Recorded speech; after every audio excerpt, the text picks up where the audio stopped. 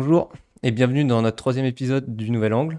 Mais avant ça, le Nouvel Angle, c'est quoi? Le Nouvel Angle, c'est le podcast qui permet aux étudiants et aux professionnels de démystifier un peu tout le côté digital, en apprendre un peu plus.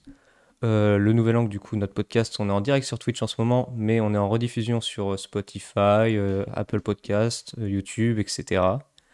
Je vais laisser Issam, du coup, présenter notre invité. Ouais. Nous sommes actuellement dans les locaux d'Epitech Digital School avec notre invité Romain Zampiri, directeur artistique.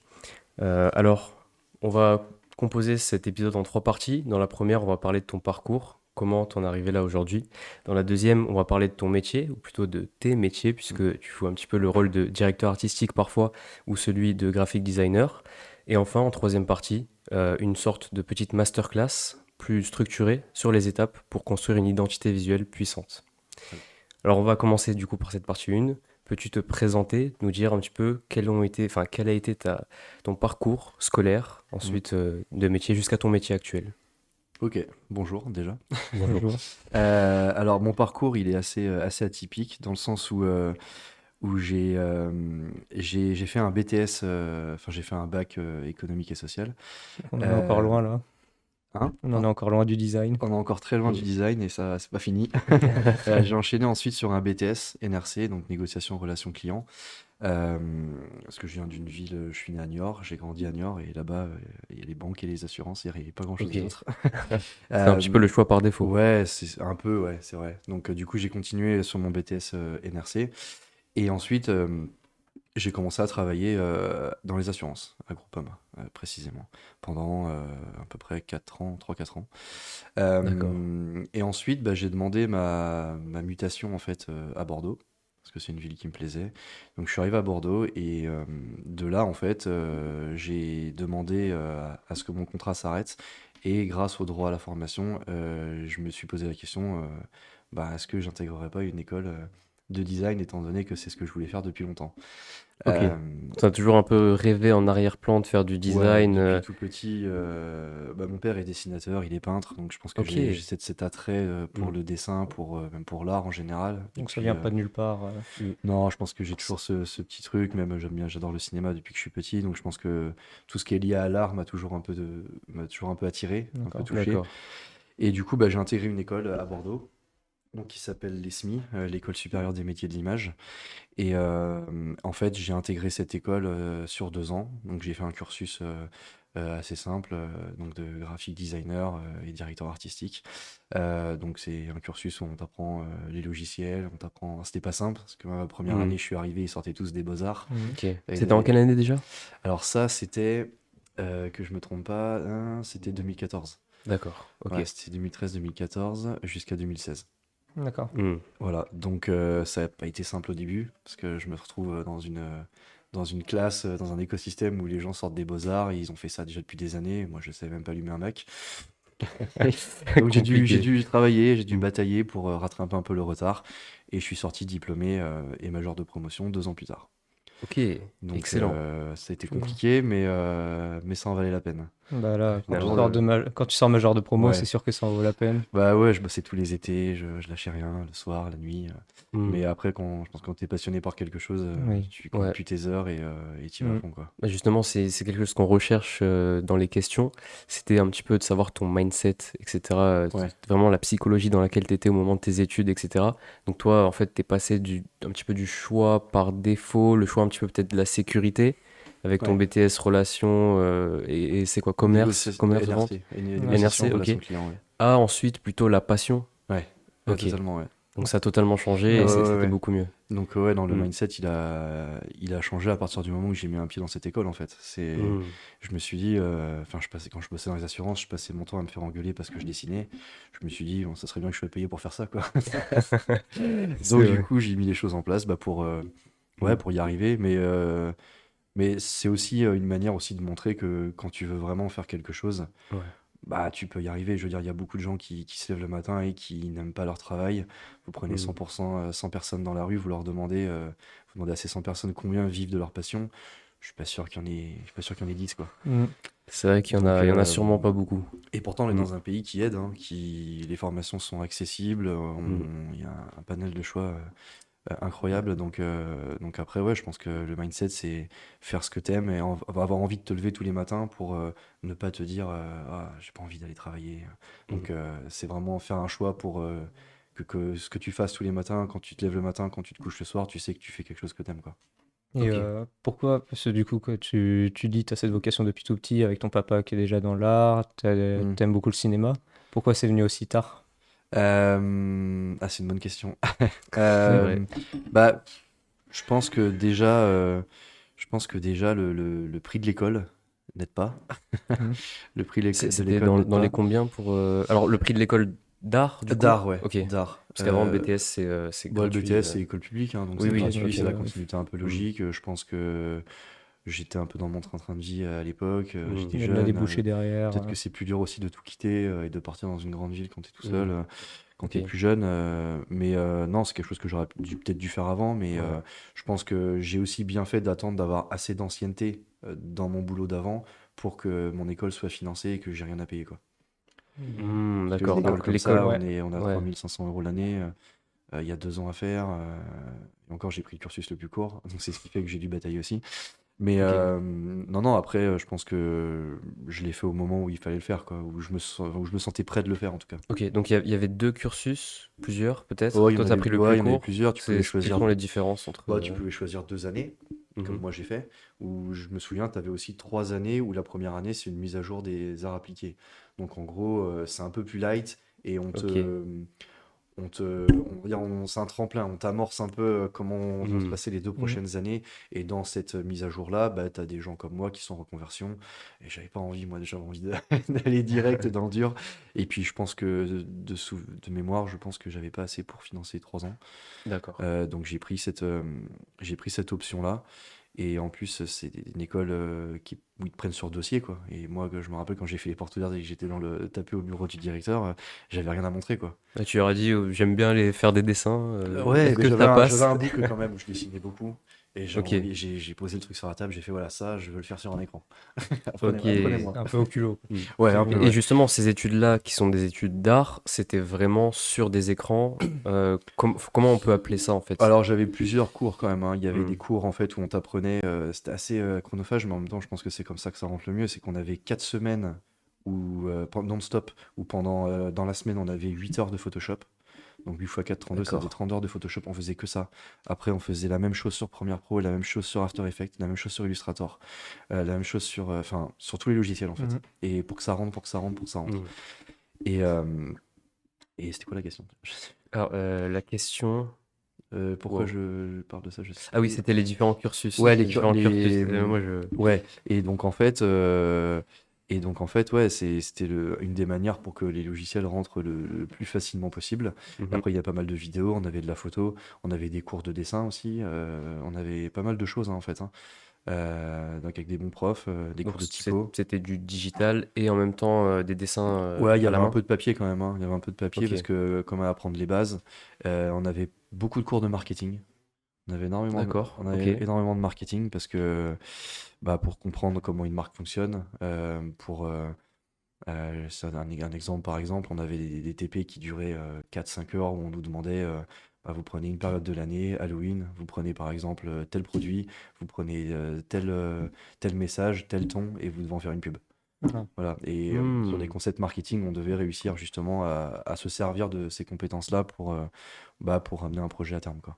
Et ces compétences-là, parce qu'elles ont évolué. Par exemple, tu parlais de Photoshop. Photoshop, entre le moment où tu as fait tes études et Ouais, aujourd'hui, ça a évolué. Maintenant, il y a l'intégration de l'IA, ouais. l'IA générative. Est-ce que ces compétences-là, tu les utilises encore? Ou tu vas chercher encore aujourd'hui des Ouais. nouvelles compétences pour pouvoir peut-être améliorer C'est un mix des deux ou en fait, hein. remplacer? C'est-à-dire que je continue d'utiliser ce que je savais faire à l'époque et je viens ajouter à ça les nouvelles choses qui sont ajoutées aujourd'hui. Hmm. De toute façon, c'est un métier créatif, donc t'es obligé de te mettre à la page. Ouais. On est Bah, obligé de se mettre à typiquement, la par page tout le exemple, temps. niveau logiciel, Ouais.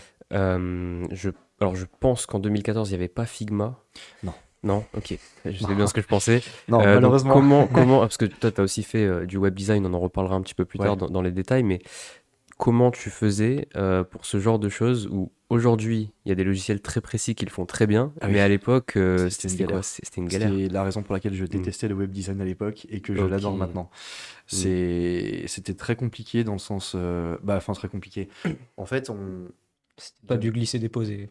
Ouais, non, il n'y avait pas ce système de drag and drop. C'était, en fait, on était sur Photoshop, horrible. on faisait nos calques et on venait avec l'outil tranche venir sélectionner nos parties de nos designs et on venait exporter en fait chaque partie. Oh là là. C'était une galère.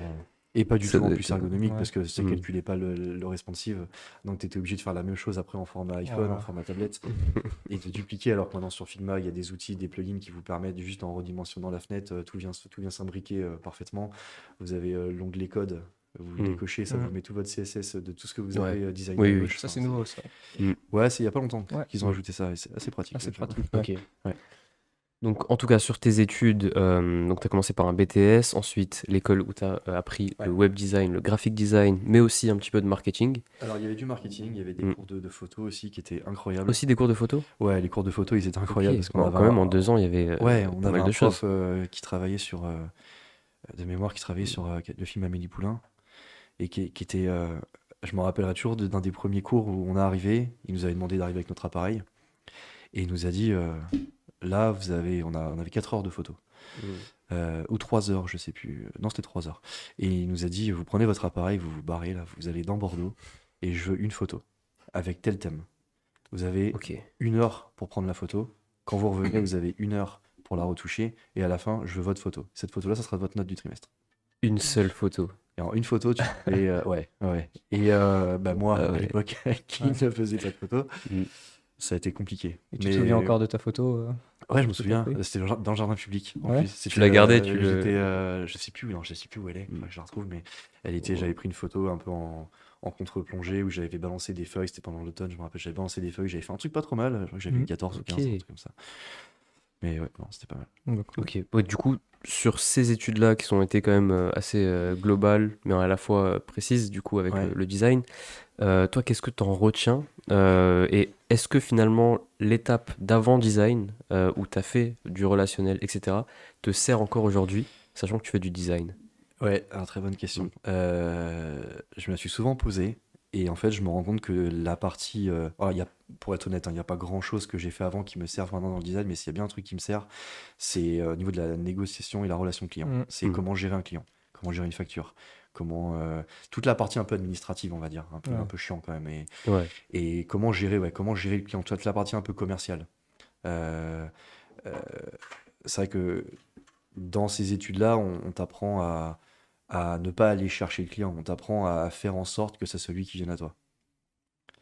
Et donc ça, c'est Mm. quelque chose qui, surtout dans mon métier, au niveau de la communication, au niveau des réseaux, ils mettent des choses en place pour que j'ai le moins à prospecter, le moins possible à prospecter, quoi. Et que ça soit le client qui va venir à moi grâce à ma visibilité, en fait. D'accord. Donc ça, c'est du coup d'un point de vue de freelance. Ouais. Ou en Freelance. entreprise, peut-être que Alors, ça... en entreprise, je pense que quand tu es en recherche d'emploi, je pense que c'est un peu la même chose. Quand tu es sur LinkedIn, je pense que quand tu communiques bien. Ouais. Alors, évidemment, c'est pas le même système parce que là, tu vois des offres qui défilent et puis tu viens cliquer dessus, tu poses ta candidature. Mais je pense qu'il y a des chasseurs de tête qui peuvent aussi très vite Mhm. te trouver si tu communiques bien sur ce que tu fais, quoi. Donc, ouais, Ok. tu as pris un peu ta boîte à outils et tu en as mis un peu Ouais. de tous les outils, un peu de toutes tes études. Ouais, c'est un peu ça, ouais. Ouais. Donc aujourd'hui, tu regrettes pas d'avoir fait les études avant, ça t'a... Non, de toute façon, ça sert à rien d'avoir des regrets quand c'est fait, c'est Mhm. fait. Et puis, je pense que, en plus, quand c'est fait et que tu n'as plus le choix, autant en tirer tous les trucs positifs et voir le verre à moitié plein et puis te servir de ces Ouais. petits trucs pour améliorer Mhm. ton métier actuel, Puis quoi. même Ok. en sortie de ton école d'art, ça t'a aidé parce que ceux qui sont arrivés directement, ils n'avaient pas tout ce côté un peu Ouais. entrepreneur, un Alors, peu marketing. ouais, un truc qu'on m'a dit aussi, et c'est là pour rebondir à la première question, est-ce qu'il y a des choses d'avant qui m'ont servi après? Je me souviens que pendant les études, il y en a beaucoup qui étaient pas du tout à l'aise à l'oral. Il fallait Ouais. présenter les projets à l'oral. Moi, j'adorais ça. J'adorais ça. C'est trop bien. Et C'est- du coup, ça a été un peu ma force, ouais, aussi, de pouvoir avoir ce bagou et de pouvoir vendre un projet, quoi. Ok. Ok. Donc ça a bien marché pour toi. Et est-ce que tu penses qu'il y a des traits de personnalité qui sont nécessaires pour que, pour que n'importe quel étudiant puisse réussir dans le design, dans l'artistique, on va dire? Alors, déjà, il y en a un, il est impératif, la curiosité. Je pense que c'est un métier, si t'es pas curieux et que tu t'informes pas du monde qui t'entoure et de ce qui se passe un peu à droite à gauche, bah c'est compliqué. Donc je pense que la curiosité, ça c'est hyper important. Euh, Après, des traits de caractère, je pense que bah, quand tu veux faire plus de l'ADA, je pense qu'il faut avoir un certain leadership quand même. Je pense qu'il faut aimer manager un projet, le prendre en main, déléguer des choses. Et puis après, ouais, des traits de caractère, il faut savoir, bah, quand tu es plus graphic designer, il faut savoir bosser vite, il faut savoir être réactif. Et puis ouais, surtout, je le dis souvent, être curieux, quoi. Ça, Ok. c'est obligatoire. Parce que moi, il y a une chose que je me suis toujours dit. euh, En fait, c'est est-ce que les personnes typiquement qui, par exemple, d'un point de vue vestimentaire, ne font pas du tout attention à ce qu'ils portent, etc. Tu vois, les gens qui disent oui, je porte ça parce que c'est confortable et parce que voilà, c'est pour s'habiller, c'est tout. Ouais. Est-ce que tu remarques que dans le design ou dans l'artistique surtout, les gens qui sont bons, c'est aussi des gens qui font attention à d'autres domaines comme ça dans leur vie ou pas du tout? Ah, ouais, Enfin, c'est moi, c'est une question que je me on posais. dit souvent que les cordonniers sont les plus mal chaussés, mais je pense que Hmm, je pense qu'il y a des DA, alors ils ont un style. ouais. Je pense qu'ils ont un style et je pense que, alors moi j'ai des amis aussi qui sont DA et je pense que comme chez moi, je pense que tu vas chez eux. Hmm, Alors peut-être pas tous, mais tu vas chez eux, c'est bien organisé quoi. C'est carré ouais. quoi. Ok. C'est le bureau, le machin, la pile Mm. de livres, le truc, la Hmm, petite lampe, le MacBook. C'est assez organisé, on va dire. C'est assez organisé. Après, je pense pas qu'il y ait de règles, hein. Je pense qu'il y a des très bons graphic designers qui sont à l'arrache totale sur plein de trucs. Et puis pas forcément qu'ils s'habillent bien en plus, hein, mais Mm. Enfin, je pense je qu'il y a un prends peu, je les pense qu'il y a un peu de vêtements tout, mais parce que l'exemple est très parlant, mais typiquement, moi je le vois aussi avec d'autres personnes dans ma promo. Il y ouais, a certains profils qui sont plus sur les détails, des choses qu'ils ouais. voient dans la vie, ne serait-ce que, je sais pas moi, on rentre dans un magasin et puis ils remarquent que Hmm. ça c'est telle couleur, ça c'est telle couleur, Ouais, et ça d'autres qui c'est. pas du tout. Non, mais ça c'est ce qu'on Mm. appelle l'œil, hein. C'est avoir Mm. l'œil graphique, juste aimer l'image avec un grand I, quoi. C'est vraiment Ouais. avoir un œil. Mais je Ça. pense que quand tu aimes ça, quand tu aimes le design, quand tu aimes l'art en général, que ce soit le cinéma, la musique, je pense que tu fais aussi attention à toi aussi. Mm. En fait, du coup, si je peux parler de mood board, tu as un mood board constant que tu vas venir agrémenter avec, bah, comme tu disais, l'art, la musique, le cinéma. Hmm. Quand tu te balades dans la rue, peut-être quelque chose qui va te plaire. Ah oui, oui, Donc, c'est oui. pas forcément un reflet de ta personnalité, c'est un reflet de ce que t'aimes toi Ouais, mais dans ce oui, que tu oui, remets. bah, totalement. C'est pour ça que je disais tout à l'heure que c'est important d'être curieux parce que vous baladez juste rue Sainte-Catherine, juste la moitié de la rue, vous voyez 300 logos, 300 enseignes, 300 Mm. affiches, hein, en moins de Exactement. 5 minutes, hein. Et le cerveau humain, il est fait pour enregistrer aussi toutes ces informations-là, quoi. Mm. Et après, bah, il y a des gens, oui, comme vous dites, voilà, ils vont rentrer dans un magasin, moi, ça m'arrive souvent de prendre des inspi à des endroits où je m'y attendais pas, où je m'y attendais absolument pas, quoi. Que ce soit dans une salle de cinéma, je vais beaucoup voir de films, je regarde la photographie, les cadrages, quand je rentre dans un shop pour acheter des chaussures, je vois une alternance une combinaison de couleurs, je me dis, ah, c'est marrant, j'avais pas du tout pensé Mm. à ça et tout, peut-être qu'il faudrait que je m'en serve, je prends une photo, Mm. donc c'est vrai que je m'inspire de beaucoup de choses qui, qui peuvent m'entourer au quotidien, ouais. Ouais, c'est moi la première fois que ça m'est arrivé après avoir rejoint Epitech, parce que du coup on fait aussi Ouais. une partie design. Je sais pas pourquoi j'étais à Starbucks et je regarde le mur et je me dis ah il est pas mal le vert quand même. Et oui, Mm. Et enfin cette simple réflexion, je me suis dit en fait c'est vrai qu'on peut aller chercher ouais. des inspirations un peu partout parce qu'en fait peu importe où on va c'est du design, Ah, c'est mais du oui, on est entouré de ça, on est Mm. entouré de choses artistiques, de design, que ça soit. Aujourd'hui, c'est le tape à l'œil, quoi. C'est Ouais. celui qui va se différencier d'abord par le visuel. Donc, Ah oui, totalement. Bah, c'est du marketing visuel, hein. C'est comme une Mm. vitrine Insta, un feed Insta. Quand mm. vous allez voir la personne, vous voyez tout de suite en une fraction de seconde si la personne elle a un œil artistique ou pas, quoi. Mm. Ok. Bah, Ok. je pense qu'on va pouvoir Ouais. passer du coup à la Ouais. partie 2, donc le corps du coup de notre podcast, donc qui va être sur du coup ton métier de directeur artistique Mm. et de graphic design. Donc déjà première question. Alors, est-ce qu'on commence par le graphic designer, enfin la partie graphic designer ou la partie directeur artistique? Il va falloir faire des définitions un petit peu des deux. Pour définir, Hmm. alors pour définir, ouais, alors c'est étroitement lié, même s'il y a quand même une différence. On va dire que le graphic designer, c'est quelqu'un qui va être plus dans l'exécution. Donc ça va vraiment être quelqu'un qui va devoir connaître tous ces logiciels par cœur, qui va devoir travailler dans des délais qui sont des fois très courts Mhm. et être capable voilà, de retransmettre un brief en image. Le directeur artistique, lui, on va dire il a plus un rôle de superviseur. Donc, il va devoir quand même savoir manager et déléguer aussi. Et surtout, comprendre le brief du client. Comprendre le brief du client, comprendre le message pour passer d'un message à, euh, à une identité visuelle. On parle même pas juste d'un visuel, on parle vraiment d'identité là. Donc c'est vraiment le directeur artistique, c'est lui qui va avoir une vision de la marque, de comment elle va se déployer graphiquement. Et généralement, un directeur artistique, qu'il soit en agence ou en freelance, s'il aime juste avoir cette partie-là, il va bosser avec un graphic designer qui, lui, va travailler sur les logiciels et qui va mettre en œuvre cette exécution-là. Moi, personnellement, je fais les deux. Je fais les deux parce que j'adore ça, parce que j'aime bien, T'as commencé par lequel des deux? par le graphic design. Ok. Ouais, je sais pas s'il y a vraiment un ordre, mais je pense que c'est plus simple de faire comme ça, parce que quand tu es graphic designer, tu as la légitimité pour pouvoir en diriger d'autres plus tard. Parce que tu comprends comment un graphic designer fonctionne, tu comprends à quel point les logiciels des fois sont compliqués, tu comprends tout ce process créatif-là en fait. Donc je pense que c'est plus, je sais pas s'il y a une vraie logique, mais je pense que c'est plus simple quand tu es graphic designer et que tu passes le step au-dessus pour devenir DA après quoi. Donc, D'accord. du coup, tu parlais aussi du client, du graphic designer, du directeur artistique.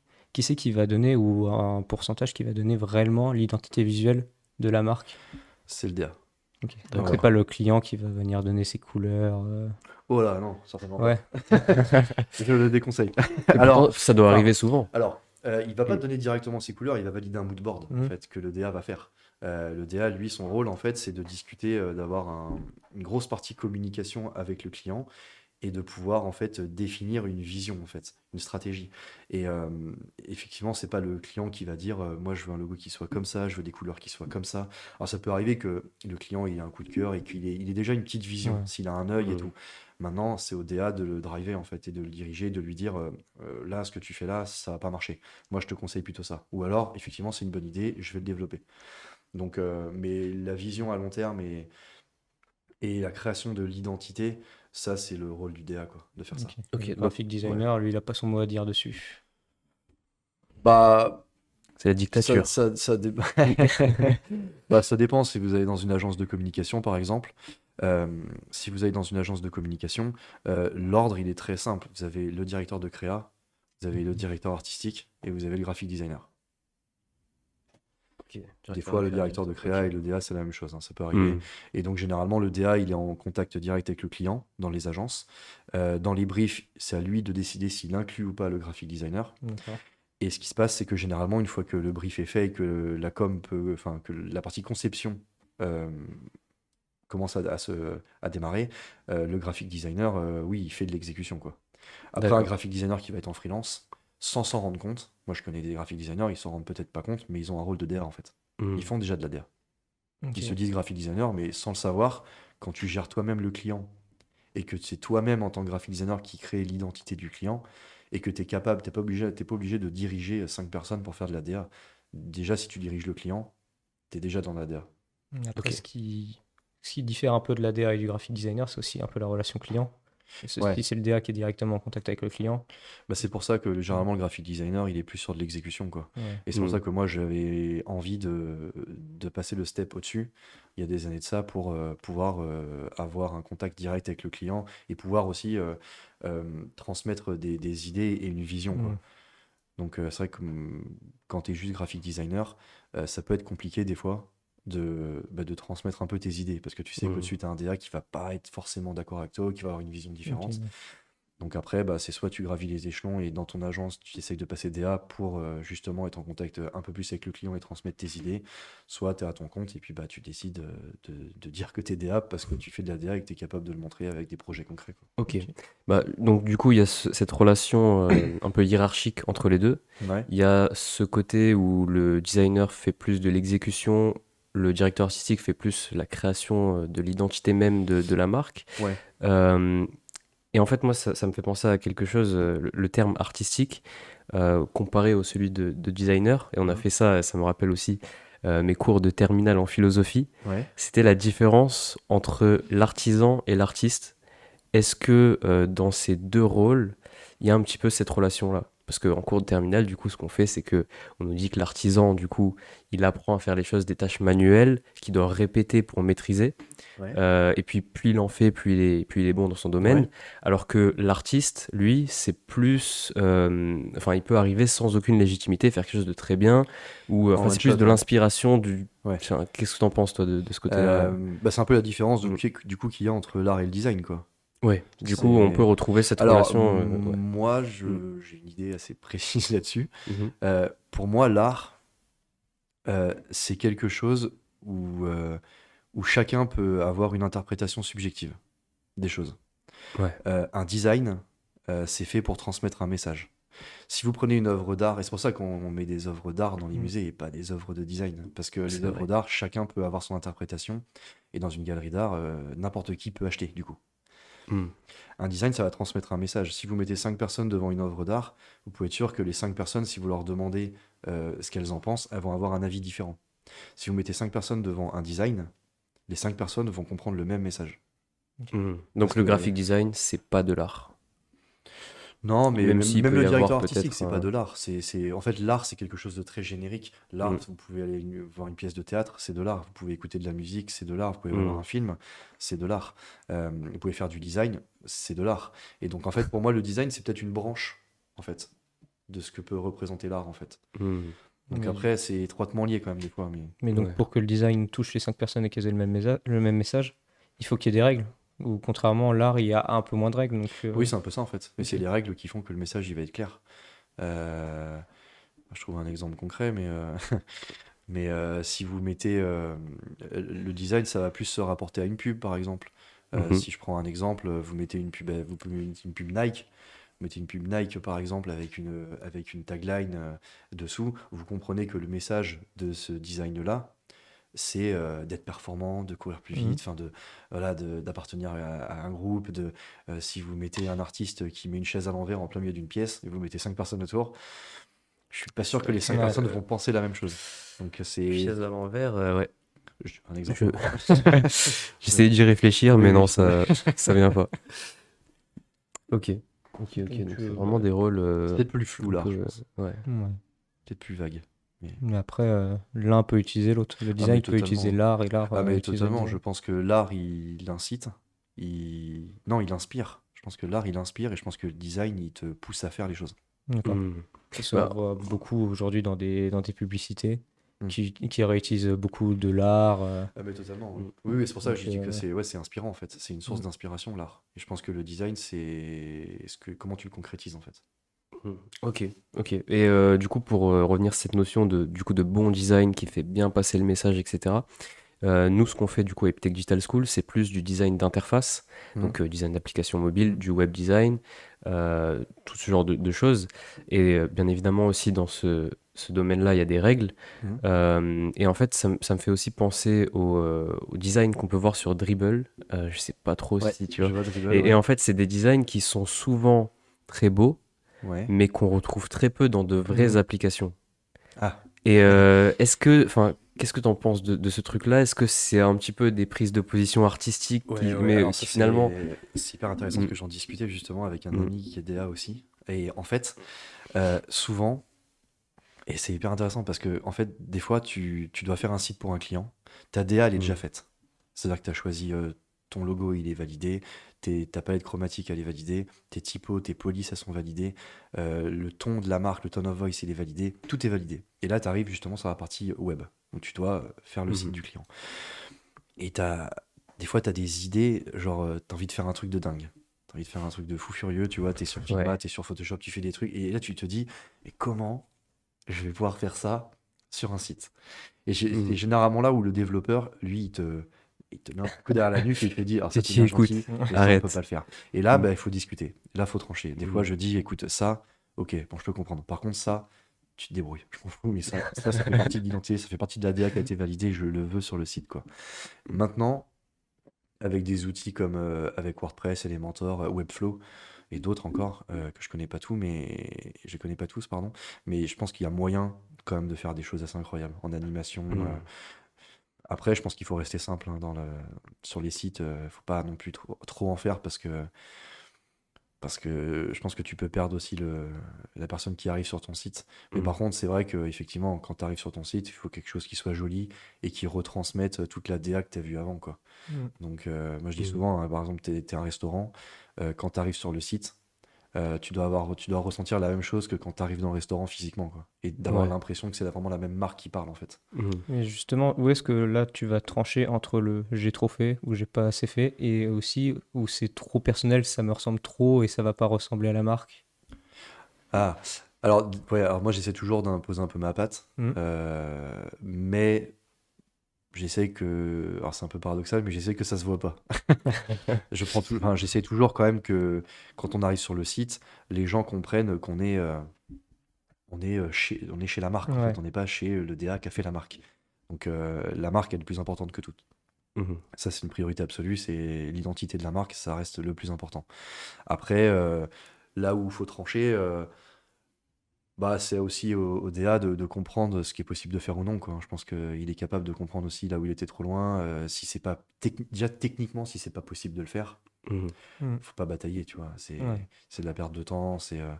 Mais généralement, avec l'expérience, tu sais que quand tu vas commencer à bosser sur Figma, sur tes interfaces et tout, tu sais techniquement ce qui est possible de faire Ouais. ou non, quoi. Mm. Tu le sais, donc tu te cales un peu à ça pour que le dev derrière, il ait le moins de travail à faire possible, quoi. Ouais, c'est vrai qu'il y a le dev à prendre en compte. Mhm. Après, il y a aussi, moi, je connais quelqu'un qui est assez bon dans ce web design, etc. Et il m'en a parlé, il m'a montré deux sites. Un très bien fait, vraiment incroyable au niveau design. Je Ouais. me demandais comment le designer a fait ça. Et un qui était un peu plus simpliste, un peu plus, on va dire, moins de détails, moins d'animation, moins Ouais. de trucs extravagants. Et il m'a dit, à ton avis, c'est lequel qui convertit le mieux les clients? Et en fait, on aurait tendance à dire, ouais, on va impressionner les Moi, clients avec je le connais la design, réponse, mais etc. Mais en fait, c'est celui qui est plus simple. bah, bien sûr. Donc c'est peut-être là aussi Mais le bien sûr, moment où c'est on pour peut se ça dire, en fait, que j'en ai trop fait. c'est pour ça que je Mm. disais tout à l'heure, faut pas trop en faire. Faut Mm. pas mettre trop d'animation sur un site. Tu perds Et l'internaute, tu pourtant, perds c'est des le. belles animations, mais Mais là, c'est aller ça... chercher beaucoup plus le côté UI que le côté UX Ouais. sur une interface. Exactement. Et Ouais. Oui, là, c'est vrai que ouais. l'expérience utilisateur, bon, elle a beau être intéressante, si derrière ça convertit pas. Mm. Mais après, ça dépend ta cible, hein. Mm. Ça dépend ta niche, ça dépend qui tu cibles. Mais généralement, les gens, ils aiment bien les choses simples, hein. Ils ont pas envie d'avoir Ouais. 3 parallaxes avant de Ouais. pouvoir cliquer sur un bouton, quoi. Enfin, c'est beau les animations, mais si tu sais pas où Ouais. cliquer, Et ouais, c'est ça. C'est ça. L'appel à ouais. l'action, elle est importante, quoi, sur un site. Donc on parlait Ok. du coup de Figma, mais tu dois aussi utiliser d'autres outils aussi pour le web design. J'utilise que Figma. Alors, j'avais essayé Adobe Dimension. Ouais, Adobe Euh, Dimension, ouais, je connais pas. Adobe Tu connais? Dimension. ça me dit un truc. Ouais. C'est dans la Je crois que suite, j'ai dans déjà Creative vu un Cloud. petit tuto. Mais en vrai, Mm. enfin, Figma pour moi est tellement utile et complet Mhm. maintenant que j'ai pas vraiment de temps à consacrer à un autre Mm. logiciel. Et quand D'accord. j'estimerais que bah, qu'il y a peut-être mieux ailleurs et que Figma atteint ses limites, peut-être que je mettrai un nez dans autre Ouais. chose. Mais Ouais. entre déjà After Effects pour les effets spéciaux, Premiere Pro pour le montage vidéo que je fais beaucoup aussi, Illustrator pour tout ce qui est vectoriel, Photoshop. InDesign, s'il y a des catalogues à faire, Figma, ça fait déjà beaucoup de. Donc, Ouais. ouais, donc Beaucoup tu de utilises la logiciels. suite Adobe et Figma et après tu Ouais, t'arrêtes là. principalement, ouais, c'est ça. Et Ouais. après pour les inspirations, tu vas les trouver où? Beaucoup Insta, Mm. beaucoup Behance, Ouais. Dribble Ouais. aussi, Pinterest, mine de Ok. rien aussi, qui commence à Ouais, être. Moi, Pinterest, j'ai du mal à comprendre. Alors, Je sais que je Climon, sais, je sais que voilà. Climon, il l'utilise. j'avais Ouais. énormément à comprendre et on m'a expliqué il y a pas longtemps que ça a un truc de fou aussi. Ça, c'est quand sur Pinterest, tu peux l'utiliser pour faire ton SEO maintenant. Ah bon? Ouais, c'est. Moi, je sais Ça que va loin. j'aime beaucoup Pinterest parce que c'est surtout autour de l'algorithme qui te propose beaucoup de choses qui te ressemblent. Donc, sur Ouais. l'inspiration, en fait, tu vas Mm. pas être perdu, tu vas retrouver un peu toutes les inspi que tu utilisais déjà avant. Mais c'est vrai que ouais, t'as pas de vrai. Enfin, une fois que tu as un Mais peu SEO, calibré ce que t'aimais, Mhm. une fois que t'aimes vraiment, enfin que t'as mis ce que t'aimais sur Pinterest, de lui-même, il va ouais, venir te proposer des choses qui sont un peu et dans le même, enfin avec l'algorithme. c'est un Ok. moodboard qui s'actualise Ouais, tout le ouais, temps, c'est c'est ça en ça fait, qui est c'est un super cool. En fait, moodboard. moi, je comprends pas l'application, enfin le concept en soi. En C'est-à-dire, fait, il faut... tu t'inscris, tu sélectionnes. Voilà. Non, faut un peu l'utiliser un peu avant pour qu'ils comprennent réellement En fait, c'est quels des sont épingles et tu peux vraiment créer des moodboards depuis l'interface et le Ouais. partager direct avec le client. Ok, mais généralement, c'est utilisé pour se faire des mood boards, trouver de Ouais, je l'inspiration. pense que c'est une source d'inspiration, Mm. Pinterest, à la base, hein. C'est vraiment ça, c'est pouvoir poster un peu. Bah, ça tourne autour des métiers artistiques, hein. De toute façon, bah, on trouve de tout sur Pinterest, Je hein. pense Mm. que c'est un mood board partagé, Mm. Ouais, puis Pinterest. Behance, lui, il est plus dans le partage de portfolio en ligne, Mm. quoi. Ok, ok. Donc Dribble, Behance et Pinterest, dans tes inspirations. Pinterest, Design Inspiration, c'est longtemps que j'ai pas été dessus, mais pas mal aussi. Mm. Je connais Ce pas. site, c'est plus un site qu'un. Mais en termes d'inspiration graphique, ouais, on va dire que c'est ces trois-là. Ouais. D'accord. Après, il y a aussi, moi je suis tombé sur un site il y a pas très longtemps, je crois que ça s'appelle Awards. Le quoi? Awards, je crois. Ah, j'avais Awards. appris. Ah oui, C'est pour les Awards. sites. Awards pour les sites internet, Mm. c'est peut-être l'une des meilleures plateformes. Ouais. Ok. Ouais, avec 3W. je crois, Ouais. un Oui, truc oui, comme c'est ça. ça. Ouais. Je sais plus il y en a combien, mais Ouais, il y en a beaucoup. Ouais, Mm. c'est très très bien, Awards. Ouais. Et généralement, ils mettent il y a une catégorie, je crois, tous les sites primés tous les Ouais. ans. Mm. Donc Ouais. toi aussi, tu peux faire aussi un peu ta petite pub. Est-ce que tu postes du coup tes designs que tu fais un peu pour que les Sur autres puissent s'en Insta, inspirer? sur ma page Insta Pro, D'accord. ouais, Erzo, ouais, j'ai tous mes designs, toutes mes photos, toutes mes DA, ouais. Et, Mm. même sur mon site internet aussi, qui va sortir, là je l'ai totalement refait, ça fait 2 mois que je suis dessus, et Ok. qui va sortir normalement dans la semaine. Ça sera quoi Ok, le nom du site? parfait. Le nom du site, c'est erzo.fr. D'accord. Voilà, Erzo. c'est le blaze Insta. Mm. Et donc Erzo, c'est ton agence de freelance? Ouais, Enfin, c'est un peu le comment nom ça d'art- c'est un peu se... le nom d'artiste qui me sert Ok, sur nom d'artiste Insta et plutôt. sur mon site internet, ouais. Ok, c'est pas vraiment une agence si t'es tout seul. Non, Mm. non, je suis pas en agence. Je suis Ok. vraiment à mon compte et Mm. c'est vraiment un choix ça que j'ai fait. Et par contre, ça m'empêche pas de venir travailler avec d'autres DA, avec des vidéastes, des photographes des fois, Mm. qui eux aussi sont en freelance. Donc plutôt que c'est un peu une entité un peu invisible, mais c'est un peu un regroupement de freelance quoi. Ok. Ça ressemble beaucoup du coup à Nicolas qu'on avait reçu dans le premier épisode avec Mm. Ouais, les c'est vrai que Canadiens. lui, en fait, il est freelance et il est aussi dans un collectif de freelance. Ok. Il nous expliquait qu'en fait, bon, le freelance, c'était très bien pour lui dans les débuts et qu'au bout d'un moment, il trouvait que c'était quand même pas mal de se rapprocher et de travailler, de collaborer avec d'autres personnes Ah mais de toute façon, pour le côté humain, pour la même les collaboration compétences. c'est la règle, Mm. on va dire de base si Mm. on veut réussir, je pense. Ouais. Ouais, c'est collaborer, ça t'amènera forcément toujours des bonnes choses quoi. C'est vrai que parce que si t'es freelance pendant des années, Ouais. Bah, t'as compliqué de... t'as un peu le truc négatif de bosser tout seul. Mm. Mais t'es pas si seul que ça. Il y a il y a des coworking, tu peux te regrouper avec des gens qui font le même métier que Mhm. toi et qui sont en freelance aussi. Mm. Euh, après, quand tu crées une agence, c'est pas les mêmes Non, ouais, règles, c'est- c'est pas les mêmes charges, c'est pas les mêmes, Mm. c'est différent. Oui, là, on rentre en entreprise après. Et ouais, c'est ça. Donc, le choix de rester à son compte en freelance, il y en a beaucoup qui le font et moi j'ai pris ce parti-là aussi et je pense qu'actuellement, en tout cas, c'est le mieux pour moi. Donc, ouais. Ok. Comment donc du coup, en tant que freelance d'abord, comment se répartit ton quotidien? Ah. Est-ce que tu es assez flexible sur les horaires ou est-ce que tu t'imposes vraiment de commencer tous les jours à la même heure? Comment ça se passe?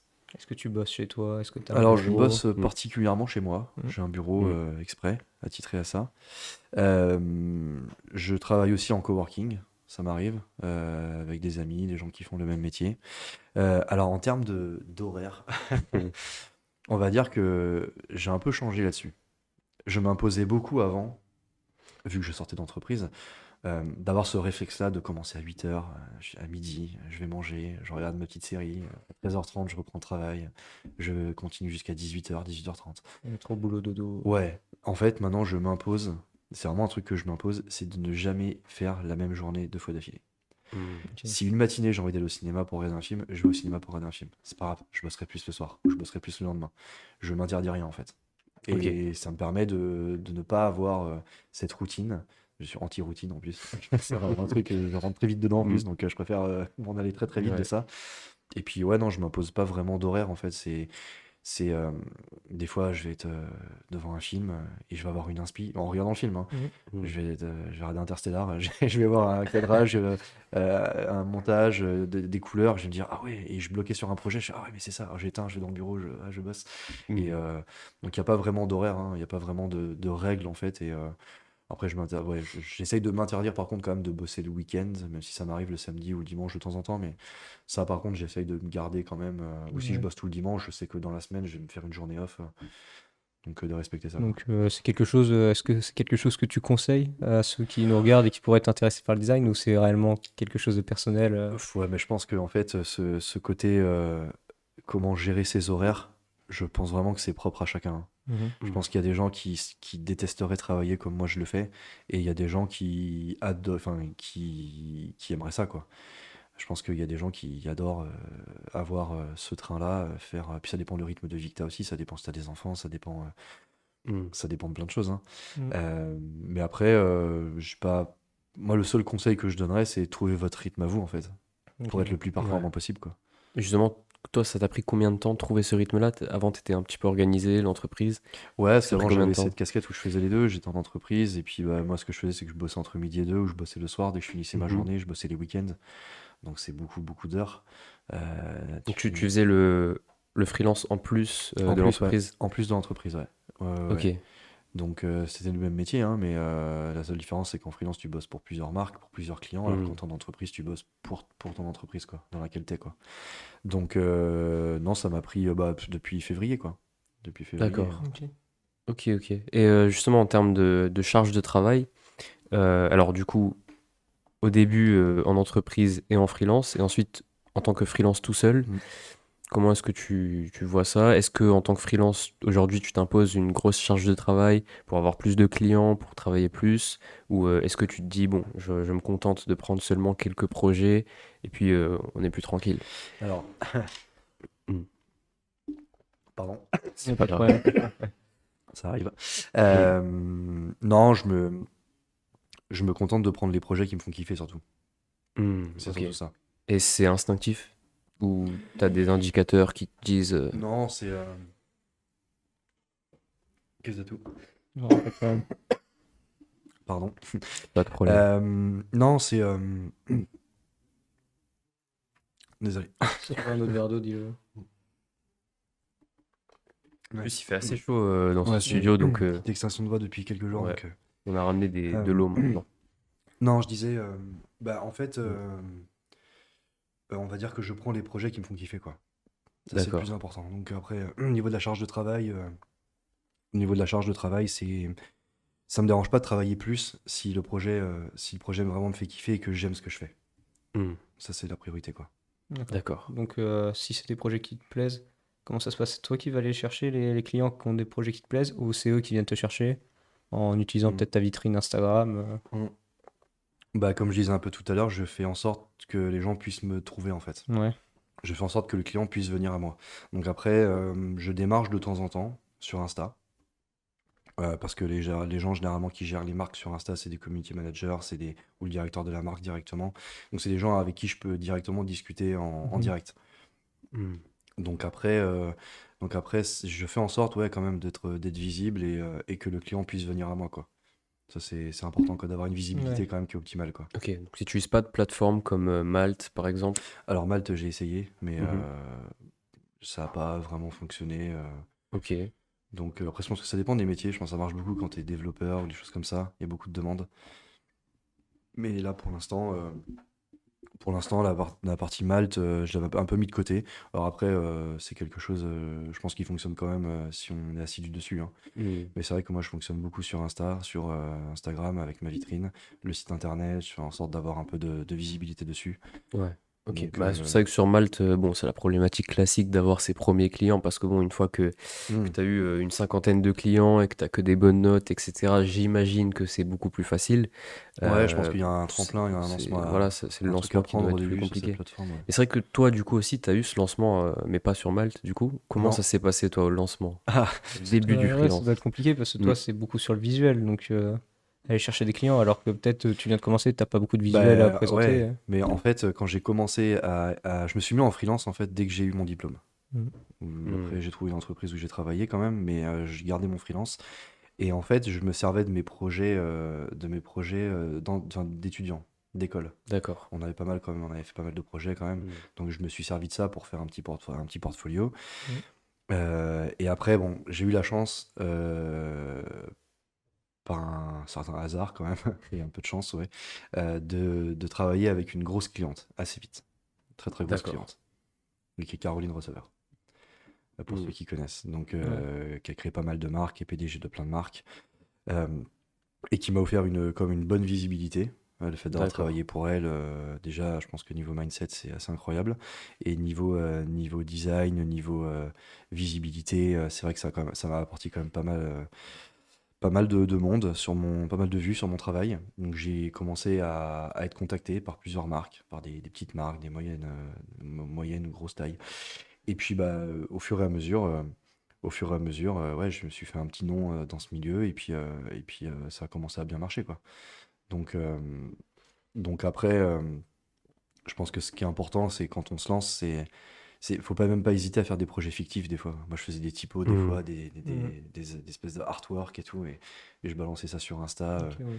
Et généralement, bah, une agence qui va tomber dessus, même si tu l'as fait pour toi, bah, elle va être intéressée par ton style, quoi. Parce que c'est Ouais. ce qu'elles recherchent au final, les marques, elles recherchent un style plutôt que quelqu'un, quoi. Elles vont regarder d'abord ton style et Hmm. ta patte artistique, quoi. Ok. Donc, tu parlais de Caroline Receveur, tu disais ça s'est très bien passé, mais peut-être il y a des clients avec qui ça s'est pas très bien passé. Et- Ah, alors ça, là-dessus, j'ai eu de la chance. Ah ouais? J'ai eu une cliente, c'était un peu dans un secteur sportif, je crois, Ouais. où on a arrêté le projet en plein milieu parce que Ah, ça avait pas. t'arrêtes? Si ça Ouais, te plaît pas, ouais. c'est comme un accord, hein. On a dit on arrête parce que Ouais, là, d'accord. je perds du temps, je Hmm. perds de l'argent, vous aussi, vous perdez de votre temps. Elle savait pas trop ce qu'elle voulait, elle changeait d'avis tout le temps. Donc là, ça a été la seule fois où j'ai dit stop. Ouais. J'ai dit là, stop. Mais sinon, non, franchement, non, j'ai eu la chance de tomber sur des clients qui, avec humainement, ça s'est hyper bien Mhm. passé. J'ai eu la chance de travailler après pour Hugo Philippe, donc le mari de Caroline Rosser, sur toute la marque Cruel Pancake à Dubaï. Et ça a été une expérience folle aussi, humainement et créativement. Et il y a eu d'autres marques aussi. J'avais fait une affiche pour Nike à Londres où le projet était fou aussi. Et Ok, une affiche pour Nike. non, j'ai Mhm. pas de. Ouais. Ok, ouais. Non, ça c'était Hmm. même Kappa. J'avais fait un design de typo sur Kappa qui remettait en avant le partenariat entre Kappa et le Stade français au rugby. Ok. Donc après, ça a été floqué sur des D'accord. ballons, sur des goodies. Donc non, c'était sympa. Hmm. Après, non, j'ai pas de souvenir vraiment négatif, d'expérience négative avec le client. Donc ça, Ok, c'est plutôt une ouais. chance. Et quand tu bossais pour Nike, ça veut dire là, du coup, tu bossais pour une grosse multinationale? T'as des comptes à rendre à qui quand tu bosses Oh, bah, en fait, tu t'es jamais en direct vraiment avec Ouais, Nike, hein. C'est le directeur Nike Europe qui était en direct avec une agence et l'agence m'a contacté. d'accord. Donc t'es Donc, pas vraiment en direct avec Nike en plus. Ok, mais en fait, c'est une tâche qui te demande que tu dois faire tout seul ou tu Ah travailles ouais, avec ouais, ouais. d'autres. Non, non, là c'était Non, tout non. seul. C'est en fait, Ok. ils te contactent et ils te disent on adore votre style, machin, on voit que vous faisiez pas mal de typos. Euh, et d'ailleurs, la typo, elle est sur mon Insta. Mhm. Et en fait, bah, on te dit, bah voilà, il y a une affiche à faire pour un événement, une affiche Nike qui faisait 3 mètres sur 1,80 m. Donc en mode très très grosse affiche. Et ils voulaient une typo en mode un peu 3D. Euh, donc du coup, bah, j'aurais fait des propositions et puis après, bah voilà, Ok. c'est signé. Parce qu'en plus, les typos, comment dire? J'ai du mal à comprendre les typos, on va dire. Comment tu te mets en tête de créer une nouvelle typo et Mhm. quelle nouveauté tu apportes, sachant qu'il y en a Alors énormément. tu parles pas de typo, tu parles de police là du coup. Ah, de police. Ok, quelle Ouais. est la différence? Alors la différence, Mm. la différence, c'est qu'une typo, pour faire très simple, une typographie, c'est quelque chose que tu vas faire en one shot. C'est du lettrage. Tu vois, c'est Hmm. du lettrage. Si je prends un pinceau, par exemple, sur un mur et que je te fais un truc, c'est une typo. D'accord. Par contre, si tu commences à la digitaliser et à faire toutes les lettres de l'alphabet pour la rendre accessible, que Ouais. tu puisses écrire avec, ça devient une police de caractère. D'accord. Et donc toi, tu C'est fais des typos et pas ouais. des polices de Je caractère. fais pas de police, non. Mais comme tu dis, il y en a tellement Hmm. des polices que. Mais Ouais. c'est hyper intéressant. Hmm. Après, j'en ai fait, mais du coup, c'est pas vraiment des polices parce que j'ai pas fait tout l'alphabet. Ah, J'ai fait quelques lettres pour commencer. d'accord. Ok. Mais ça prend un temps fou. Et Il y a ouais, des voilà, règles, il y a des règles qui sont incroyables. Parce que faire une typo, enfin, faire une police, c'est calculé au millimètre. Hmm. Tu travailles même plus sur Illustrator, là, hein. Tu travailles sur Glyph, sur des Hmm. logiciels qui te calculent tout au millimètre, les angles, les arrondis. Ouais. Mais c'est quelque chose d'intéressant après. Hmm. En fait, surtout qu'il y a tellement de polices. Ouais. En fait, c'est bizarre parce qu'il y en a tellement. Et en même temps, c'est tellement dur d'en trouver une bonne. Ouais, alors ça, c'est très compliqué. C'est très J'arrive pas à compliqué. comprendre. Et moi, j'adore ça. C'est un casse-tête. Hmm. C'est un casse-tête, mais Euh, c'est un travail qui est incroyable parce que c'est vrai que d'une typo à une autre, t'en prends 5. Des fois, tu Hmm. vas juste avoir un angle différent. Oui. mais qui va avoir un rendu aussi différent avec ta marque, quoi. Si tu as une marque qui est plutôt légère, je dis une connerie, mais si tu prends une marque pour un shop de donuts ou un truc comme ça, tu sais que tu vas prendre des formes plus Ouais. rondes. Mm. Si tu prends la Futura de Nike, elle est très droite, bam, elle est Mm. très énergique, elle est très. Donc, en fonction aussi de ce que tu veux véhiculer comme message et comme valeur et comme identité, bah ta typo, ta police, du coup, elle est hyper importante, quoi. Et du Ouais. coup, ta typo, elle t'appartient à toi. Si on Ouais. arrive, on te dit, j'aime bien votre typo, est-ce que je peux l'utiliser? Comment ça se passe? Du coup, il faudrait que tu la refasses. Enfin, que tu leur fasses en gros le même Bah, style en Ou reproduit. peut-être il peut juste s'inspirer, mais alors là, si il y par a de exemple la propriété. je fais un lettrage, genre enfin juste un visuel graphique comme ça avec un Ouais, c'est ça. lettrage, et qu'il y a une marque qui me dit on aimerait bien utiliser ce visuel-là, C'est ça. ah ben là dans ce cas-là il cède le droit d'auteur, ouais. Ouais, c'est ça, Donc d'accord. dans ce cas-là, oui, il faut qu'il paye le travail qui est fait. Mm. Mais c'est-à-dire que, imaginons, tu as écrit Nike avec ta propre typographie et tu as une marque Ouais. qui te contacte qui dit j'aime bien le style. Alors Euh, le style, oui. Alors bah, dans ce mm, cas-là, s'ils me disent, bah on adore le style, ça m'est déjà arrivé, le style que vous avez fait. On m'a déjà dit plein de fois, on adore le logo que tu as fait pour Cruel Pancake. Est-ce que tu peux nous faire exactement la même chose? Ah mm, non. Je peux vous faire dans le même style, en broche, mm. mais ça va pas être exactement les mêmes lettrages, parce que je peux pas. Oui, Mm. bah, c'est C'est fait unique à la à la marque. main Mais ouais, c'est unique à la aussi. marque. Et Ah ouais, puis, ok. Mais Mm. là, s'ils disent oui, mais on veut que ça, on peut payer les droits d'auteur et s'en inspirer. Là, t'acceptes ou Du coup, c'est les droits d'auteur de Cruel Pancake euh, qui. Enfin, c'est tes droits d'auteur à toi ou c'est ceux de la marque? non, non, bah là c'est ceux de la marque maintenant, parce Ok, que donc je les connais. d'accord. vu que Mm, j'ai cédé le logo, vu que Ok. j'ai cédé, mm. on va dire, les droits intellectuels, je sais plus comment on appelle ça, mais Oui, propriété les intellectuelle, propriétés oui. intellectuelles, ouais, c'est la marque qui possède le logo maintenant. Donc derrière toi, c'est pas toi qui gères tout ça. Non, non, non. Ok. Non, Ok. non, mais après, non, oui, ça m'est déjà arrivé de faire un truc en fun, comme ça, pour rigoler. Mm. Je le poste, et puis on me dit, ouais, j'aime bien le style, est-ce que tu peux nous le refaire, mais avec ce mot-là, avec Ok. ce nom-là. Et là, Mm. oui, dans ce cas-là, il n'y a pas de souci. Si à la base c'était un truc pour triper, bah, tu peux en faire, Mm. tu peux reprendre exactement le même style. Mhm. Ok. Question intéressante. Comment réinventer les choses après tant d'années dans une entreprise? Si Ah, jamais tu arrives dans une entreprise qui est là depuis 10, 20 ans, qui a ouais, sa propre identité visuelle, ouais, qui marche, bon, si on envie de la changer, c'est que sûrement ça marche plus très bien ou ils ouais, ont ouais. envie d'un petit peu de nouveauté. Comment toi tu fais pour arriver et prendre les choses qui sont déjà là et innover? Bah, je pense que déjà, il faut faire le tri entre c'est quoi la base de votre identité et tout ce qui peut être éjecté, quoi. Donc, Mm. déjà, il faut repartir de la base, c'est-à-dire le logo. Est-ce que votre logo, vous voulez le changer? Est-ce que, est-ce qu'il faut pas le changer? Est-ce qu'il faut pas juste totalement le changer ou juste faire un refresh dessus et l'améliorer? Euh, et puis après, bah voilà, c'est peut-être aussi modifier les couleurs, Mhm. être un peu plus dans l'air du temps, s'inspirer des choses qui marchent actuellement. Ça, c'est hyper important. Et puis, ouais, essayer de faire en sorte bah, que la marque elle puisse vivre dans un écosystème actuel, quoi.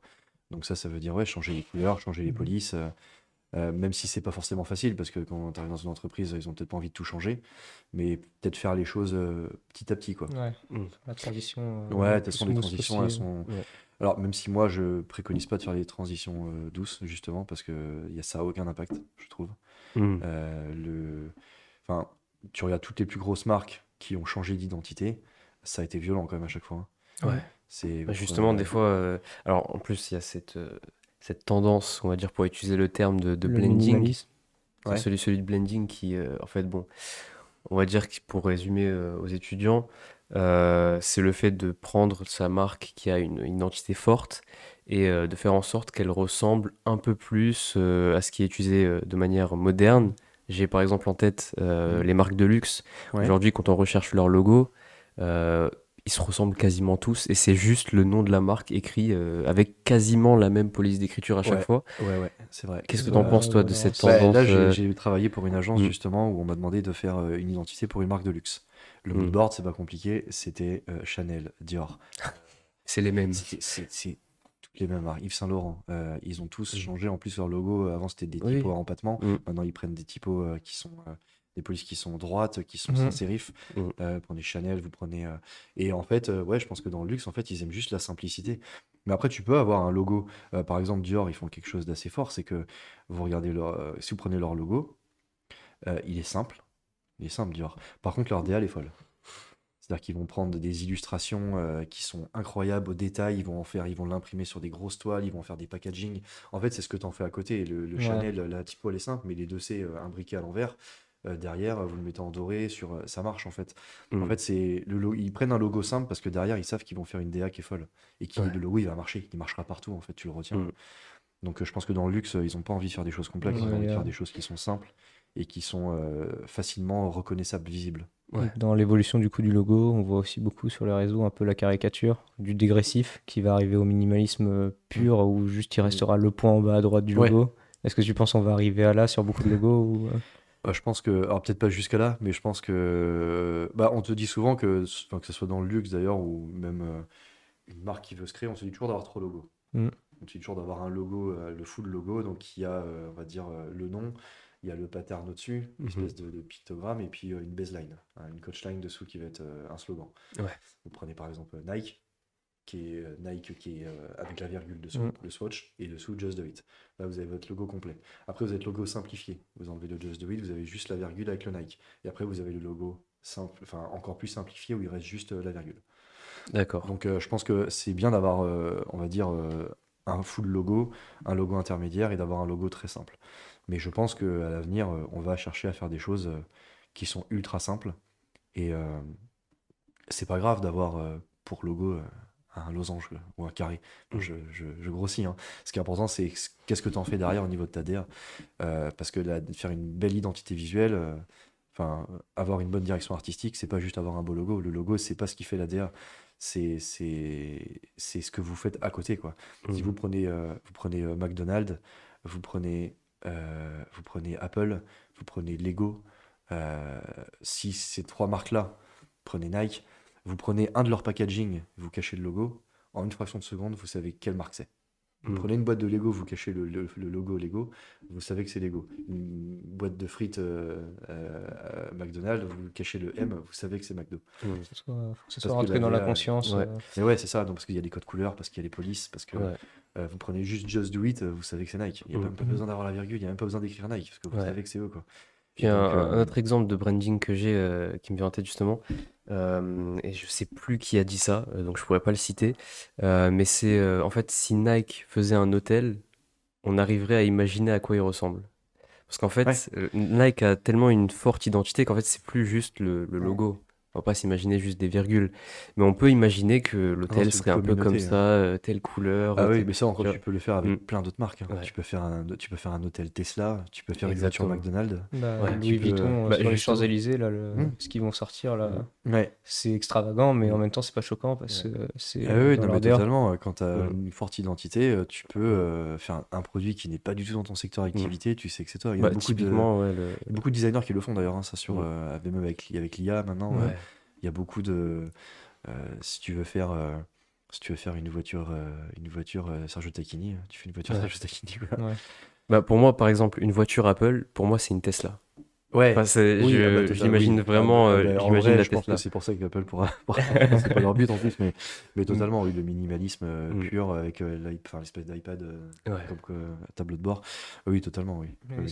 c'est dans la conscience, comme quand tu regardes, tout à l'heure, tu disais que tu aimes bien le cinéma. Mm. Tu vas regarder un film d'un réalisateur, même si c'est pas les mêmes thèmes de film et tout, tu sais très bien que c'est quel réalisateur. Ah, mais oui, vous prenez Ok, un film de Tarantino, voilà, vous savez que c'est lui. Hein. Tarantino, c'est des époques différentes, pourtant on sait que c'est du Tarantino parce qu'il y Ah a les oui, mêmes angles de mais caméra. totalement, hein. Que ce soit même Wes Anderson, au niveau de la photographie, Spielberg, vous avez toujours ce lien à l'enfance dans tous ces films quasiment.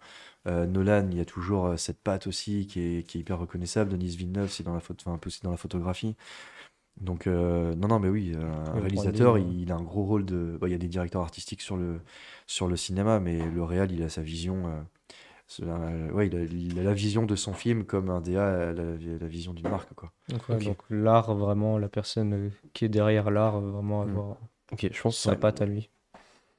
Ouais, ok. Bon, avant de passer à la partie 3, du coup, parce que ça fait. Je sais plus exactement à quelle heure on a, à Je quelle heure on pense a que ça va commencé. bientôt faire 1 heure. Bientôt 1 heure. Avant de passer à On a la bien partie parlé. 3, il faut qu'on parle de no-code et d'IA.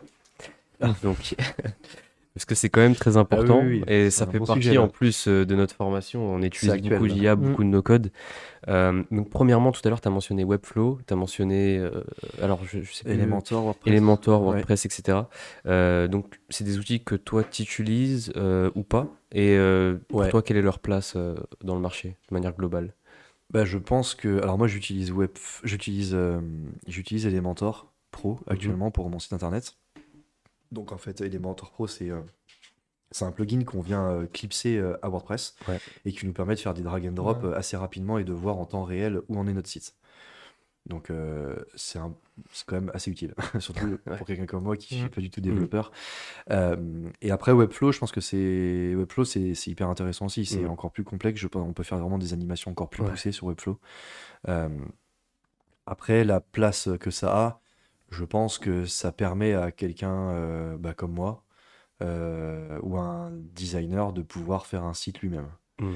Alors, ça remplacera pas le métier de développeur, qui Ouais. lui aura toujours sa place même dans une grosse entreprise quand il y a plein de trucs à gérer, quand il y a du code. Enfin, le développeur, il sera toujours là de toute façon, hein. Mais la partie IA, enfin la partie en tout cas pouvoir faire un site soi-même, elle est quand même très utile, quoi. Ouais. Et puis même dans la répartition des rôles, moi j'ai comme l'impression que avec tous ces outils no-code, dans quelques années, quand un client va vouloir faire un site, il va se dire ah j'ai besoin d'un designer plutôt que de se dire ah j'ai C'est besoin fort d'un possible, ouais. développeur. Oui, Mm. c'est fort possible. Ouais. Donc je pense qu'il y a quand même une bonne répartition, enfin comment on dit, une deuxième répartition, une autre répartition Alors qui est peut-être que, différente de celle d'avant. ouais, peut-être que les Mm. développeurs vont perdre une petite part de marché là-dedans. En tout cas sur le web.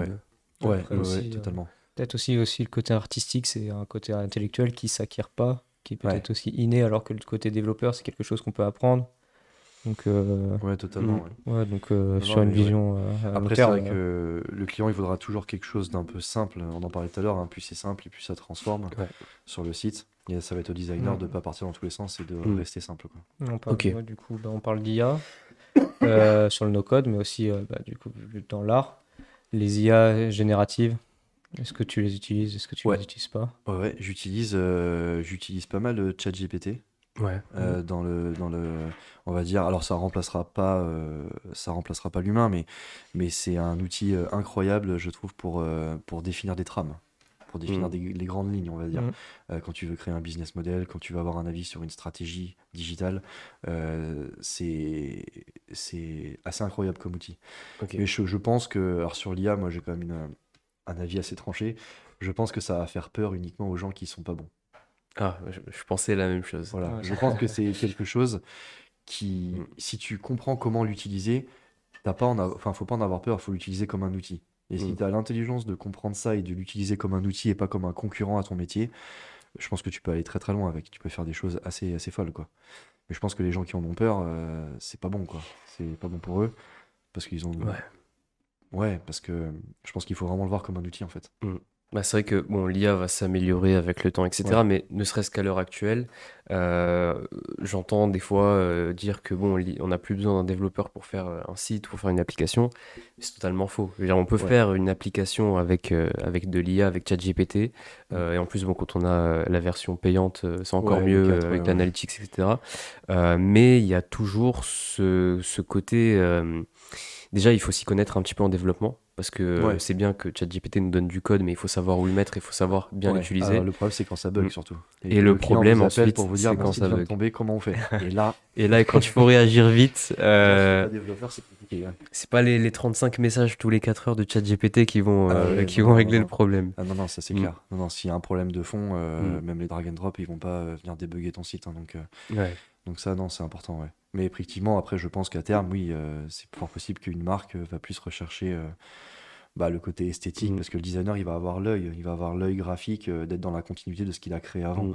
Un développeur, euh, il n'y a pas beaucoup de développeurs, je pense, qui ont un œil artistique. Je pense qu'ils vont plus être dans Ouais. le... Oh, il y en a, je pense, hein, mais... Non, il y en a pas mal, mais c'est vrai que souvent, enfin, le développeur, c'est pas son rôle et c'est pas ce qu'on lui demande, Non. donc forcément, il Non, est c'est pas. sûr. Après, il va plus travailler main dans la Mm. main avec le web designer qui va plus lui dire, Ouais. écoute, là, cette frame-là, il faudra mieux la mettre là, etc., quoi. Mm. Ok. En plus, moi, j'ai deux tendances, du coup, les deux qui sont un peu en conflit dans ma tête. Parce que. C'est Alors, bien d'être tranquille, des fois. parce que par exemple, typiquement, je dois faire un site, je dois faire une application et tout. Et en ce moment, je suis mitigé entre me dire que c'est plus rapide d'utiliser un outil no-code ou qu'en fait, c'est plus rapide de faire du code, mais avec de l'IA. Et bon, j'ai toujours pas de solution, mais bon, Alors, j'ai un ami là qui a développé une mm, application. Alors, je me rappelle plus le nom de la plateforme à quoi il a fait ça. C'est pas Bubble? Non. possiblement Ça existe ça? Bubble, Ouais. oui, oui. Ouais. Ouais, il a fait, Mm, il me disait que c'était assez incroyable. mm, Bon, lui, il avait fait une formation sur 6 mois pour apprendre comment l'outil fonctionne. Mais moi, je pense que quand tu connais vraiment l'outil sur lequel tu travailles, que tu le connais bien, mhm. je pense que tu iras plus vite que de faire du code avec de l'IA. Mais si on Je... connaît bien l'IA. En Ah, fait, c'est ça veut vraiment. dire quoi, bien connaître l'IA? Bah, Enfin, savoir utiliser un prompt, par exemple. ouais. Et puis si on a un petit peu quand même de. Alors on n'est pas totalement nul en code, donc on a un petit peu de connaissances en code. Après, Ouais. lui, Et, c'était des et du coup, connaissances. on arrive un peu à Ouais. compléter. Et en fait, du coup, j'imagine, c'est. Enfin, je sais pas, j'arrive Et du toujours coup, t'es pas un à peu savoir taré. Bah, c'est lequel. c'est ce Bah que non. certains font à l'école, d'autres le font pas. Il y en a qui font du full Mm. code, d'autres qui ont un peu de connaissances, qui vont utiliser leurs connaissances en mettant Ouais. le code directement dans ChatGPT en disant voilà, il y a ça qui va pas. Mm. Ça, je Ou le fais alors je aussi, vais et c'est vrai que rajouter c'est ça. utile. Ouais. Et Ouais, mais par ça, c'est un exemple, gain de temps énorme. ouais, mais un outil comme Bubble, là où c'est Bubble, c'est ça que ça s'appelle? Ouais. Oui, Euh, c'est possible. Après, Bubble, ça Oui, existe en oui, tout cas et ça fait oui, des ça existe. Mais applications, même des un outil sites. comme ça, ou même un outil comme WordPress, ou même Mm. un outil comme Webflow, tu peux rentrer dans le code. Oui, Mm. Donc au oui. final, peut-être que ta réponse, c'est de faire les deux, quoi. Mm. Je sais pas encore. Peut-être que ta réponse, c'est de faire les deux et de pouvoir faire Mm. assez facilement du drag and drop sur un outil qui te permet de le faire. Mm. Et derrière, après, de venir modifier les trucs un peu qui te dérangent dans ton code, en fait. Mm. Ok. Ouais, Et c'est vrai. Ouais. les deux sont pas compatibles, je pense. Je pense on va pouvoir passer à la partie 3.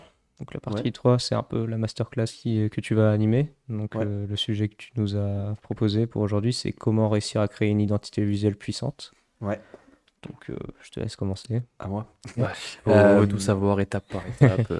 Ouais, bah, de toute façon, oui, c'est ça. Je pense Mm. que pour créer une identité visuelle qui marche, en tout cas, qui fonctionne bien et qui soit intemporelle et percutante, je pense qu'il y a quand même un process à suivre dans le process, on va dire, de création, un process artistique.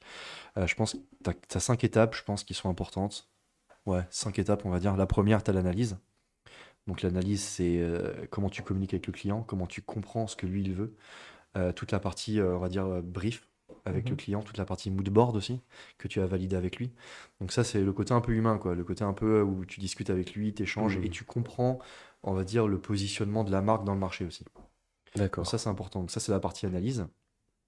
Une fois que ça, c'est fait, tu vas avoir ce qu'on appelle une partie conception. Donc la partie conception, elle, c'est là tu commences un peu à rentrer dans le dur. Donc là tu commences tes esquisses. On va dire que c'est la phase où tu commences un peu à pianoter sur ton Mac et à allumer tes logiciels. Ou pas forcément un Mac hein, d'ailleurs. Mm. Mais en tout cas, Team t'es Mac là où... ici. Ouais. Avec on est Mac ici. Parfait. Et du coup, c'est là où tu commences, je pense, à allumer tes logiciels et avoir, on va dire, une partie créative. Tu commences tes premiers ébauches, tu commences à faire un début de logo, tu commences à rechercher des thèmes de couleurs, pas les couleurs définitives, mais au moins une palette chromatique, quelque chose. Euh, on va dire que ça, quand c'est terminé et que tu as ton logo qui est totalement validé, tu passes à l'étape 3, pour moi, qui est, on va dire, l'application. On va dire, et encore, non, même pas. Tu as plutôt une étape avant, l'étape développement, on va dire. Donc, 1, analyse, 2, conception, 3, tu vas sur l'étape développement. Développement, c'est une fois que ton logo il est validé, une fois que ta charte graphique elle est validée, en fait, tu vas déployer en fait, tout ce que tu as fait avant sur les différents supports D'accord. pour voir si ça Ok. fonctionne. Différents supports. T'as Donc, des exemples de supports? par exemple, une fois que ta charte graphique elle est terminée, par exemple, imaginons on a une identité visuelle à faire pour un restaurant. Il faut Mm. faire une direction artistique pour un restaurant. Un restaurant, voilà, classique. Donc, sur la partie 1, analyse, tu vas discuter avec le client. La partie brief, la partie moodboard, pour comprendre le positionnement du restaurant. Est-ce que c'est un restaurant de luxe? Est-ce que c'est un restaurant moyen de gamme? Quel type de client il veut attirer? La partie 2, la partie conception. Donc là, tu commences à faire tes esquisses, ton logo, ta charte graphique, des thèmes de couleurs pour essayer de comprendre ce qui va se passer dans ce restaurant quand tu vas rentrer dedans, quoi. Mm. Après, tu as la partie développement. Donc là, la partie développement, c'est, on va dire, voir comment ton identité elle va fonctionner sur tes serviettes de table, sur ton menu, sur ton enseigne, sur ton application, sur tes réseaux Instagram, LinkedIn, Facebook notamment plus, sur ton site internet. Donc c'est vraiment le développement, c'est vraiment les supports. Ok. Ça, c'est vraiment les supports. Et c'est juste des ébauches, hein. C'est juste voir comment ça va fonctionner. Tu fais pas le site, tu fais des maquettes. C'est juste pour être sûr que ta direction artistique et ta communication visuelle, en fait, elle est cohérente partout, de A à Ok. Z. Que c'est compatible aussi avec tout. Et que c'est compatible, exactement. Et après, je dirais que tu as la partie 4, c'est l'application. Alors, l'application, là, par contre, c'est là où, effectivement, tu fais ton site. Tu regardes ce qui fonctionne pas. C'est tes premiers rendez-vous aussi dans les ateliers d'impression. Par exemple, si c'est un restaurant, j'ai pris ça pour exemple, ton menu, sur quel papier tu vas l'imprimer, quelle couleur tu veux.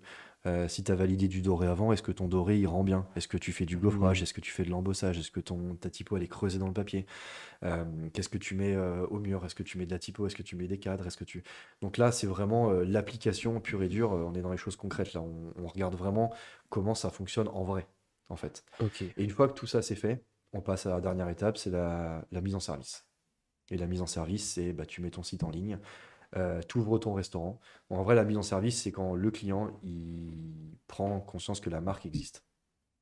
D'accord. Donc tu vas Ok. ouvrir ton compte Insta, tu vas commencer à faire tes premiers posts, tu vas mettre ton site en ligne, ton application à disposition sur l'App Store ou autre. Tu vas commencer à faire de la pub pour dire voilà, bon, on fait telle nourriture dans notre restaurant. Donc c'est vraiment la mise en service et faire venir le client à toi, quoi. Ok. Et toi, à ce moment-là, ton rôle est terminé. Et Alors mon rôle, il est terminé. Alors oui et non. Ça dépend des marques. Ah, Parce que ok. par exemple pour un restaurant, euh, non c'est intéressant parce que pour un restaurant, si je reviens à l'étape numéro 3, donc qui est l'application, il peut y avoir pour le restaurant par exemple une partie photo-vidéo. C'est pas. Attends, partie 3.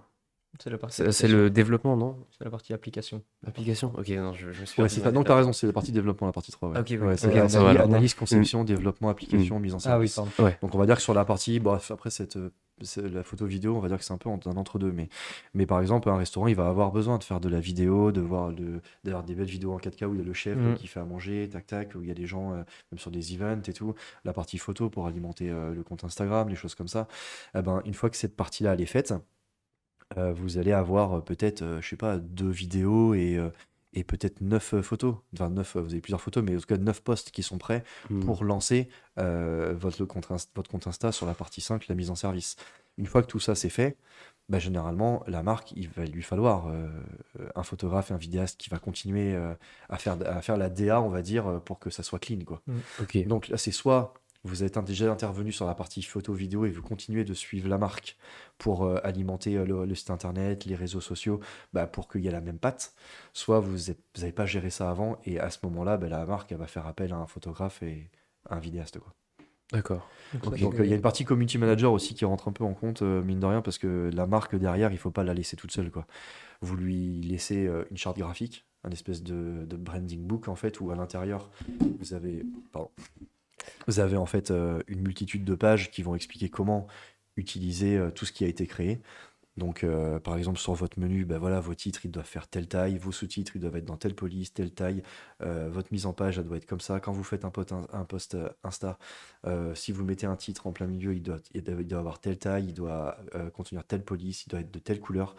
Et tout ça, comment utiliser votre logo, les zones d'exclusion aussi, votre logo, partout où vous l'utilisez, vous devez avoir un espèce de blanc tournant autour qui fait que rien va coller le logo et qui va vivre dans un espace qui lui est dédié. Ouais. Et tout ça, ça doit être expliqué dans un espèce de guide, dans une charte graphique que le client, lui, va utiliser. Et dès qu'il va se poser la question de comment je vais utiliser ça, normalement, en consultant cette charte graphique, il est censé avoir sa réponse. Voilà. D'accord. Ok. Mais après, il y a un suivi quand même, hein. Il y a un suivi qui est important, un suivi de la marque. Et c'est là où le rôle de DA il rentre en compte plus qu'un graphic designer qui va faire de l'exé. C'est que le DA, lui, derrière, il va continuer de suivre la marque pour l'accompagner et être sûr que son identité, elle reste, quoi. Elle perdure dans le temps. Ok. Quoi. Très bien. Parfait. Super clair. Voilà. Donc après, je pense que pour faire une identité aussi qui marche, il y a tout ce process-là à suivre. Mais ça rejoint un peu tout ce qu'on a dit au début, c'est il faut être créatif, Mm. il faut Curieux, s'informer ouais. aussi, de s'inspirer de tout ce qui nous entoure, il faut être en veille concurrentielle constamment en fait. Ouais. Et s'inspirer de tout. Après, c'est propre à chacun, mais ouais, c'est que moi, je m'inspire beaucoup du cinéma, je m'inspire beaucoup de choses que je peux croiser dans la rue. Et un truc qui va me rester en tête peut potentiellement me servir pour une future DA, pour une marque, des années après même. Mhm. Ok, ouais, parce que tout est du design, du coup. Ben, ouais, Tout est un petit peu Tout est à du matière design. d'inspiration. tout est C'est mal. ça, on Ouais, peut voilà, s'inspirer c'est vraiment ça. de tous les Mais domaines. que ce soit du design ou de l'art, de toute façon, tu t'inspires. Ouais, parce que je pense que l'art, l'art est inspirant dans le sens où ça va te donner des brides d'idées et le design te montrer comment le faire. Exactement, ok. Voilà. Très bien. Bah, Parfait. merci beaucoup. J'ai Merci à vous, juste en tout une petite dernière question aussi. Parce que du coup, vu qu'on est dans l'art, le design, ceux qui veulent s'intéresser à ça, Mhm. est-ce que tu as t'as des ouvrages à leur conseiller ou même des inspirations, des gens à aller voir? Des mentors, Ouais. des Ouais. inspirations. Bah, déjà, les personnes qui veulent s'orienter dans le design, Mhm. si vraiment c'est ce qu'elles veulent faire, faut pas qu'elles hésitent, hein. Faut qu'elles y aillent à fond et qu'elles jouent le jeu à fond, quoi. Faut oser, en fait. Enfin, moi, je sais que ce qui fait que j'en suis là, c'est que j'ai osé, en fait. Si j'avais D'accord. pas osé, il se serait rien passé et je serais rempli de regrets, et ça, faut pas. Donc après, je pense que Il y a peut-être des livres ouais, il y a à des lire. œuvres. Bah, après, comme ouais, c'est propre à chacun. Il y a des. Moi, je sais qu'il y a il y a des designers, des typographes que je suis depuis des années et qui m'inspirent tous les jours, quoi. Mhm. Même des réalisateurs qui m'inspirent. Donc après, des œuvres. Moi, j'ai plein de livres chez moi, j'en ai plein. J'étais longtemps abonné au magazine Étape, euh, qui est pour moi, un bon. Ouais, c'est une bonne série, on va dire, de livres bah, qui sont très inspirants parce que à chaque fois, ça regroupe des artistes, des designers, des photographes, et on voit leur travail, on voit comment ils ont fonctionné. Donc ça, c'est quelque chose, ouais, qui est hyper inspirant. Il y a une série aussi qui s'appelle Abstract. C'est une série Apple, je crois, il me semble. Ah, c'est du son, peut-être, non? Non, Ok, en non. fait, c'est une série, Mhm. ou c'est non, c'est sur Netflix ou Apple, je sais plus. Ça s'appelle Abstract, ouais, donc abstrait en anglais. Et du Mhm. coup, c'est une série qui fait 8 épisodes, je crois. Et un épisode est Mhm. dédié à un métier créatif. Ah, Ok. ok. Mhm. Donc, il y a un épisode sur un typographe, il y a un épisode sur le photographe qui photographie toutes les stars pour le New York Times. Il y en a un qui est concepteur en jouets. Enfin, tu vois, il y a plein de Mhm. trucs Ok. qui bossent pour Lego. Et en fait, c'est des séries comme ça où je pense que ça permet aussi d'avoir un mindset qui te met bien dedans, quoi. Ouais, très bien. Parfait. Eh Voilà, je ben, pense que merci Tout à a été toi. dit. Ouais. Merci à toi, Romain, pour être mais venu merci à ce vous soir un peu pour votre parler accueil. de ton métier et de ta passion aussi. C'est gentil. Et Avec puis, plaisir. Merci. merci à vous d'avoir regardé. Et puis, je le rappelle, comme j'ai dit au début, on est en live sur Twitch, mais on est aussi en rediffusion sur Spotify, YouTube, Apple Podcast et Deezer sur le Nouvel Angle. Vous avez juste à chercher. On sera là. Au revoir.